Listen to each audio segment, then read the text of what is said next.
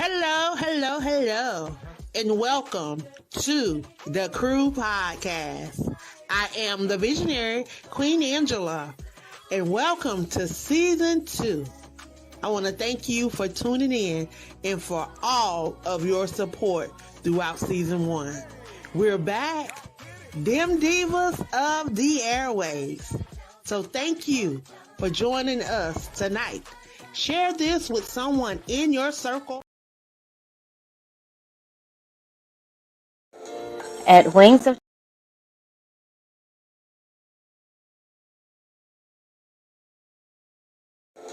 at Wings of Transformation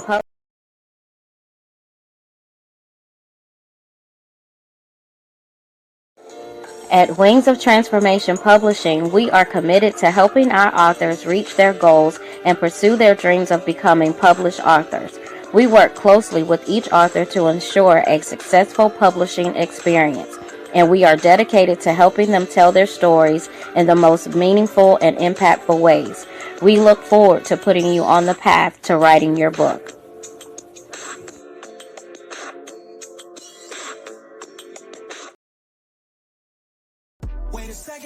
Dallas, Dallas Fort Worth. AALAC, the Chasing Your Dream Book Tour and Expo is coming to your area. Mark your calendars, May 18th, 11 a.m. to 3 p.m. Central Standard Time. We have some amazing authors, some amazing business owners that's going to be sharing about their brand. We have some workshop facilitators that's going to be coming out. They're going to be teaching on branding, marketing, and networking.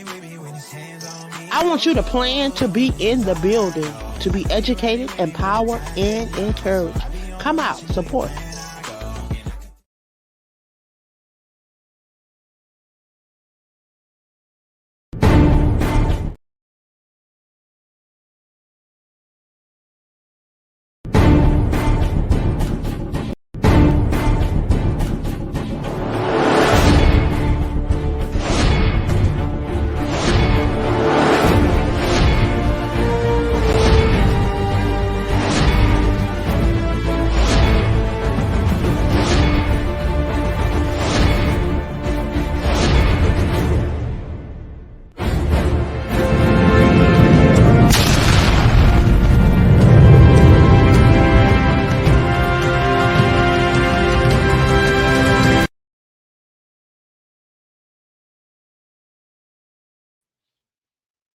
Well, welcome, welcome, welcome. I want to welcome you guys to the Crew Podcast. I am the visionary of the Crew Podcast, and we are celebrating International Women's History Month. I tell you, I've had 3 amazing individuals to stop by and share with us over the last 3 days. I have another amazing queen that's going to be stopping by, sharing about her brand.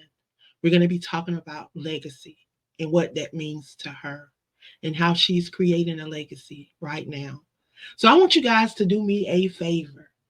Share this in your circle of influence because you never know what the next person may be in need of or what the next person may be able to take away, what nugget they may be able to take away. So, y'all, we're sharing about legacy. We're sharing about a brand. She's an educator. I'm going to move out the way and allow her to come up and introduce herself. We have tonight Dr. Tamera Foley. Welcome. Hi, Queen of Collaboration. Thank you so much for having me. I How really are you? appreciate it.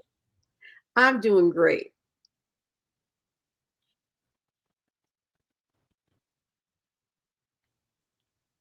If you would introduce yourself to those that are tuned in, those that may not know who you are. Okay, I'm Dr. Tamera Foley, and I am a lifelong learner. I have spent over 40 years in the education arena, working basically in urban school districts and with urban schools. I am currently, I'm not going to say retired from education, but I'm a retired educator because I still am working with schools, districts, and people advocating for children in trauma, advocating for those children that need us, those that need our support, students with disabilities, as well as anybody that needs our support, getting literacy or just finding out about the world, becoming self aware, and helping them to realize their goals. So I'm also a publisher. I have Garwell Publishing Company, and we help people to start from a manuscript to a published author. And we have a variety of services. You can go to garwellpublishing.com. And I also want to talk about that. I'm also a full time caregiver to my 99-year-old mother, of which I am extremely honored to be able to do. So that's who I am. And I am here to support, and I appreciate the Queen of Collaboration for allowing me to be able to have this opportunity to share with you.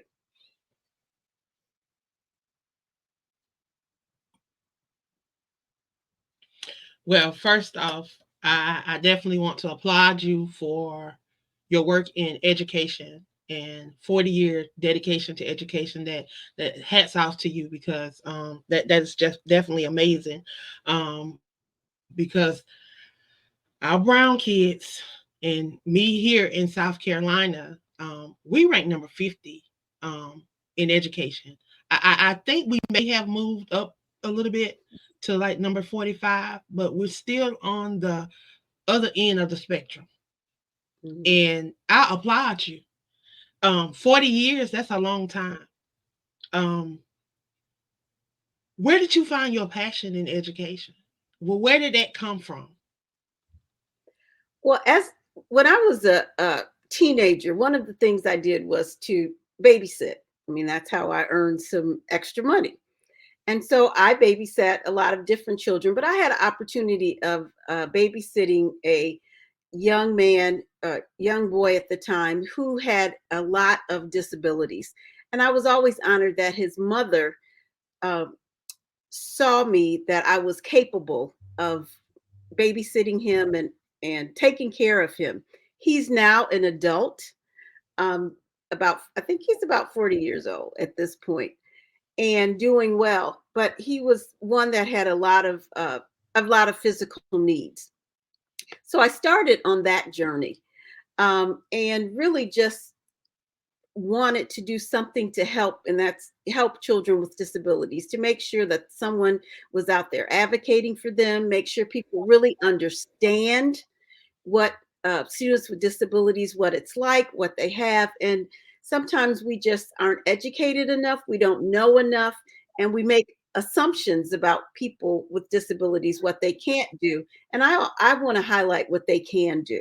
And so we've seen them in recent years on television, acting, and just all the opportunities and doors that have opened up. And I'm really happy about that, because when I started over 40 years ago, that wasn't the case. So I'm glad to see how it's evolved. And I just want to make sure that we are setting the next generation to be knowledgeable, to know who they are, and to be confident in who they are. And I think that's very, very important.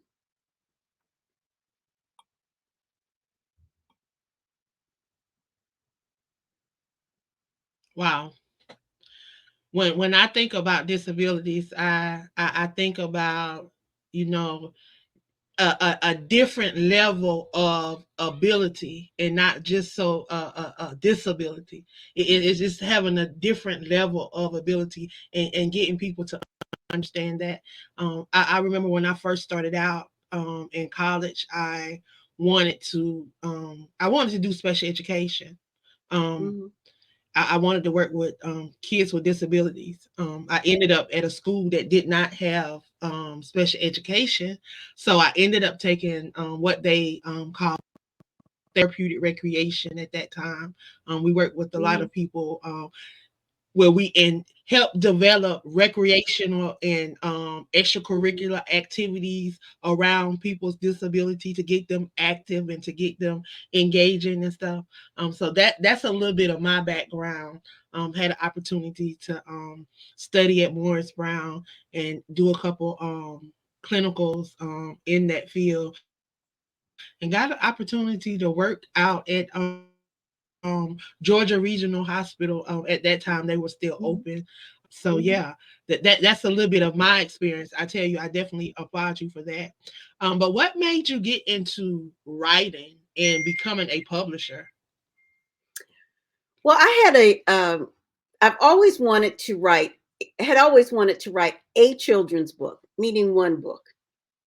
And I started probably about 15 years ago. I wrote a manuscript, and of course, I was just trying it out. And um, two beloved people in my family, I showed it to them, and they said, "Oh, you just have too many characters. Oh, it's just too much."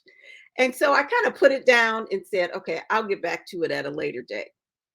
Well, then I had a friend, Dr. Sharon Waddle, who's the psychologist, and she had written several books, and she writes on the spiritual side. So she had written several books, and she said, "We need to do a book together." And so that really encouraged me. We did our first book um, about graduation and about helping children or adults to look at what happens when they graduate, what happens leading up to that, what goals do they have, what dreams do they have, and how, as African American children or Black and Brown children, how do we prepare them? How does it, what happens? Do they know what to do when they're pulled over? Do they know what to do when people say derogatory things to them? So we thought that was very important. And we really, it started out just being supposed to be just a card. Well, the card turned into a book. And so that was my first um, writing experience as far as a an author. Then I wanted to still write that children's book. So COVID came, and of course, we all had a lot of time at home. So I saw how my own daughter, who's a public school educator, and other colleagues of mine were struggling during the time of COVID with just helping their children, um, especially the ones who already had their own children at home. So they were having to educate them. Then, of course, they were having to spend time, via Zoom or Google Meets or whatever format platform they used to educate other children. And I saw those children struggling because they didn't have any social connection. They were at home. So if they didn't have brothers or sisters, um, they were feeling lonely. And so that's how Cassie's Big Change came about, because I wanted to acknowledge the children's feelings and I wanted to tell it from a child's perspective. Because many times we write and we want to tell our story, but I wanted to tell it from a child's perspective and just the struggles um, that children were going through. And I'm going to say that children still are going through, because we still have a rise in mental health, even as we speak today, with our children. So that's how I started on this journey of writing.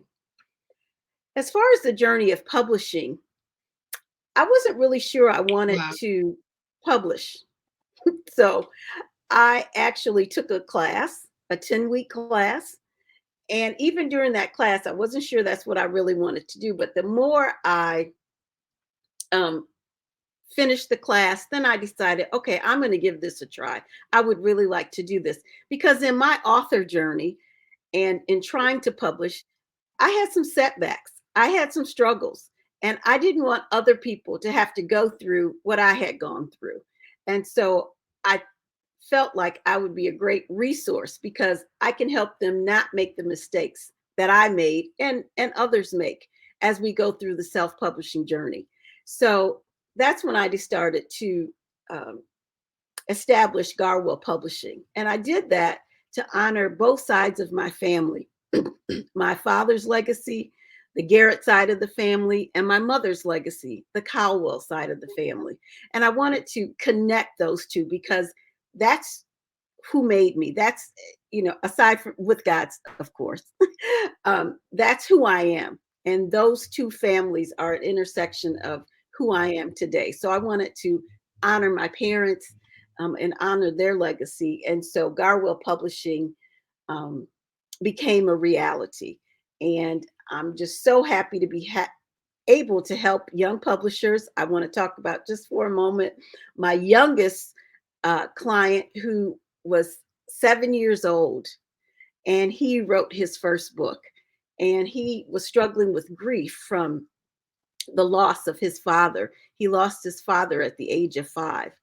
And so it was just rewarding for me to help him to get his story out there. And I'm just honored to be able to support him, his family, and help him to tell a story. And we all have a story to tell. It just depends on whether we want to write it, say it, uh, however we want to get our story out. So I love working with the children and helping them get their story out. And I was honored to be able to be chosen to help him with his story.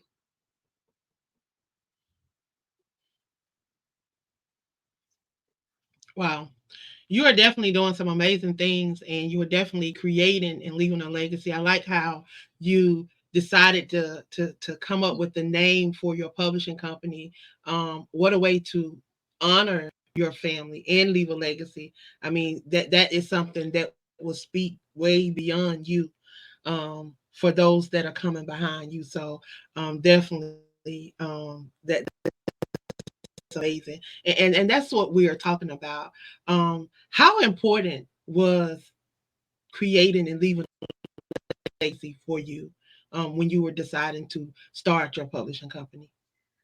For me, it's very important because I think we don't always have the opportunity. And I wanted to make sure that people understood what legacy is about. What it is leaving something for uh, the next generation, for future generations. And how do we do that is letting them know who we are, how we got started, and then leaving something for them to take to the next level.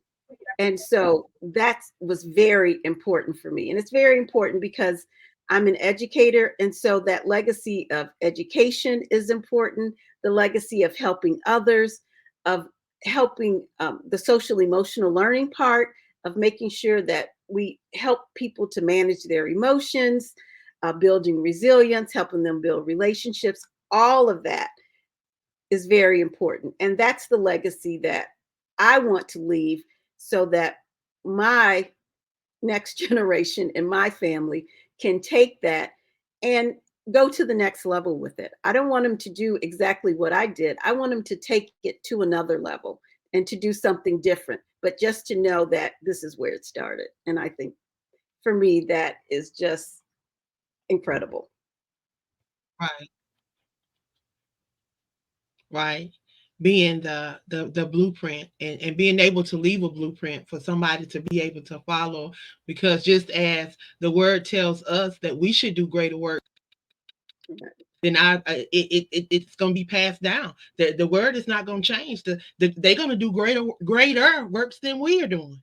So it's just going to get better, and leaving that blueprint, for them to say, hey, my grandmother, my great grandmother, my great auntie, or whatever relation you are to them, they're able to say, this is somebody that's connected to me. This is somebody that's in my bloodline. Mhm. Now look what she did. Yeah. So that's amazing. I applaud you. I would definitely like for individuals to be able to support you and follow you. Um, if you would share how individuals can connect with you. So they can connect with me on Linktree at linktree.com/ Tamera Foley. They can also visit me on LinkedIn, and LinkedIn, it's Tamera Foley. Um, I'm on Instagram as Education for All Now, and that's the actual number 4. And on uh, Instagram, Garwell Publishing. I'm on Facebook as author Tamera Foley, Education for All Now, again, same thing. and then on Garwell Publishing. I also have a private Facebook group, Support for Children in Trauma, and they can also just join us, and we're all just learning about how to support children who experience trauma. And I just want to say that we know that our Black and Brown children experience and have a different experience of trauma. So that's our focus, helping all children, but certainly helping Black and Brown children, to help them to incorporate strategies and skills so that they can go from trauma to healing, so they're not staying stuck in the trauma forever and ever. So that's how they can definitely get in touch with me. You can also go to garwellpublishing.com, fill out a contact form, and you can also go to cassiesbigchange.com, fill out a contact form, or Education for All Now. So all of those places, you're able to contact me.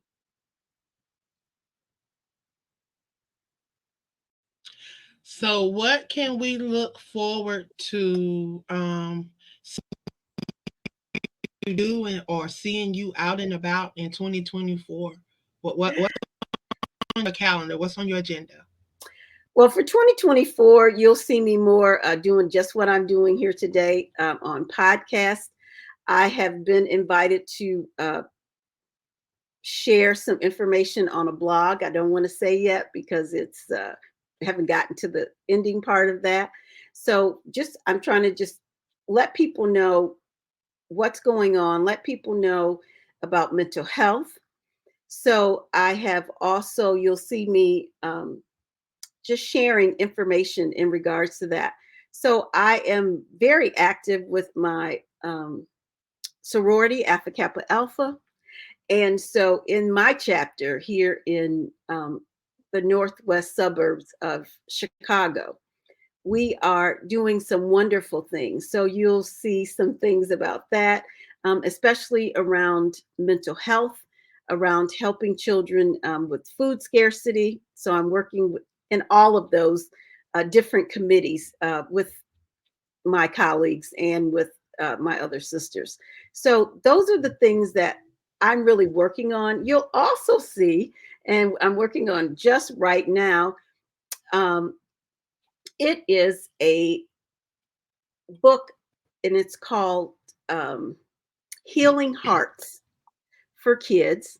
And it's really helping them to heal through the trauma. It's for third through sixth graders. And you'll see some different, you'll see some spiritual things in there about helping children. So you'll see some things about trauma and meditations. So you'll see that coming up. But you'll also see producing more journals as far as social emotional learning. And then I'm also going to do some things that you'll see a little different, and that's with prayer and helping children who are Christians or who aren't Christians, just to know how to rely on God to help get them through, and using the Word of God to serve as a base for helping them to understand their emotions and helping them to get through their struggles and get through what life is all about. But seeing it from the perspective and not thinking that I can't do it, but this is how you can't do it. And this is what the word already says that has happened and can help you do it, and know that you're supported. So those are the things that I am doing in 2024, and really working hard on getting these books out. Wow. The last thing that I really want to finish 2024 strong is to finish my Cassie's Big Change series. So I am in the process. I've already written 3 of the books. They're not published yet. And I'm working on 2 more, so that by the end of 2024, I will have published 7. And biblically, 7 is completion. And so that's how I'll complete that particular series. And then I would like to start on something a little different, a new series. So that's 2024 in a nutshell. And that's what I plan to do and working on doing at Wow. this point.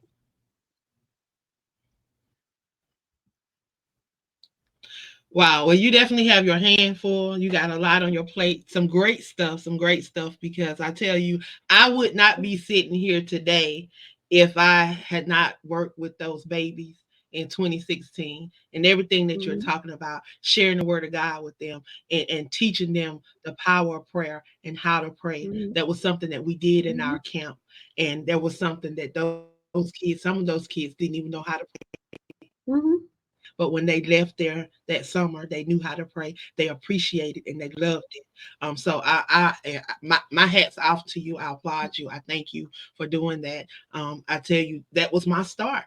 Working with those Mhm, kids, and just pouring into them and them pouring into us, because it's mhm. the things that they poured into me that allowed me to grow and be right here where I am today. Because a lot of the stuff that I'm doing never would have never would have probably been a published author if I had not worked with those kids that summer and was given Mhm. the opportunity to be a part of an anthology. And that's what started it all. So I'm always grateful for those 30 kids That's that right. was a part of Pushing Grace that summer. I definitely am grateful. And I thank you for all that you're doing. We're going to be looking for you. I definitely want to connect with you because we're going to be in your neck of the woods. We're going to be in Chicago, Illinois in June, Oh, Chasing Your great. Dream book tour. Oh, When we leave, we're going to be in Fort, we're going to be in Dallas, Fort Worth, May 18th, and June to be in Chicago, Illinois. June 15th is when we're scheduled to be in Chicago. We are still working. We're waiting for confirmation on our location. So we're okay. definitely going to be sharing that out, getting that out over the next couple of weeks. But we have been working really, really hard behind the scenes. And then when we leave Chicago, we're headed to New York. And then in August, we're headed out to California, Los Angeles. Here we come.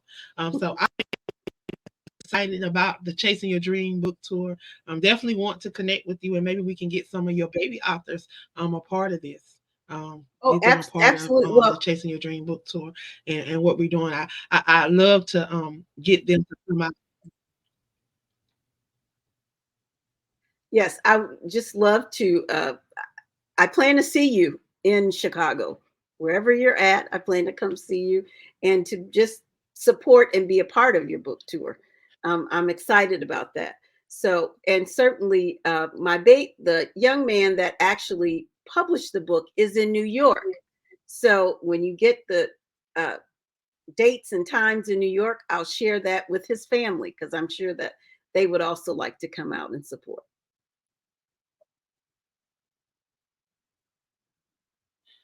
Definitely, definitely, definitely. We are definitely working on that. So I definitely want to thank you for stopping by and sharing with us on tonight. Before we leave, is there anything that you would like to share with those that are tuned in or those that will hear this replay? Anything inspirational or encouraging that you would like to leave with the audience tonight?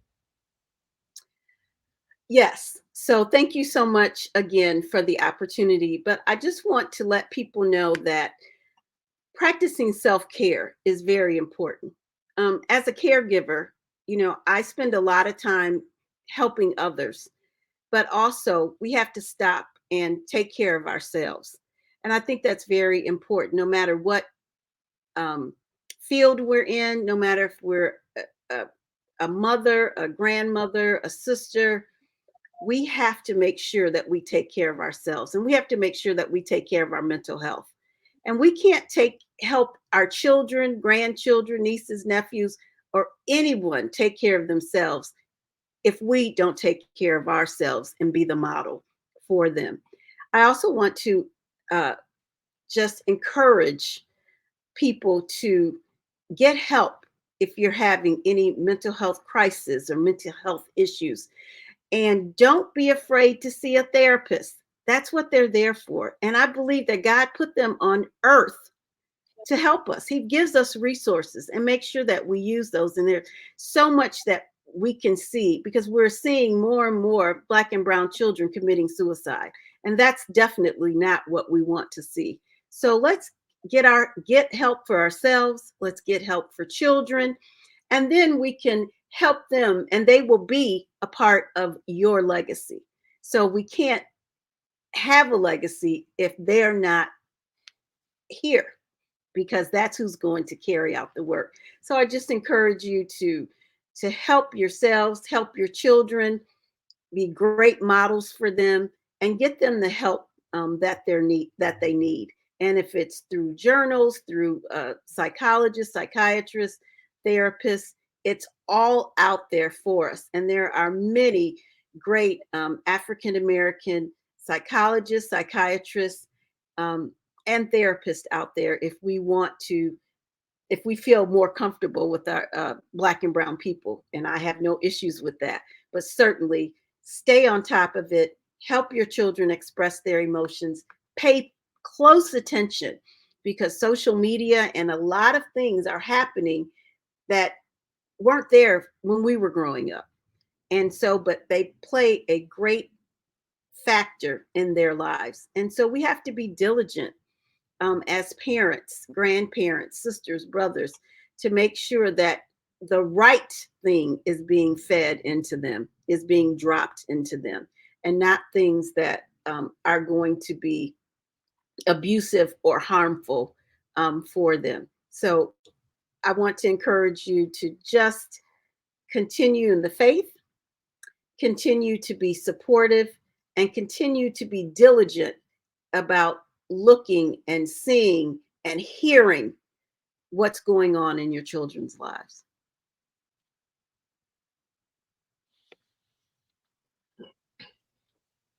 Amen. Amen. Well, I definitely want to thank you for stopping by and sharing with us on tonight.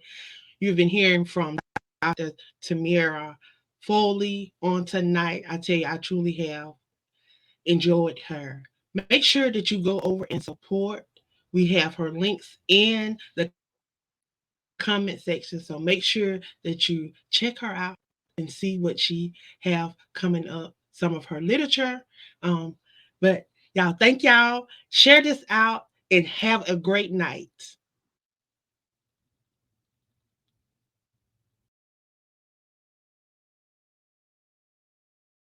Join Queen Angela on the Chasing Your Dream book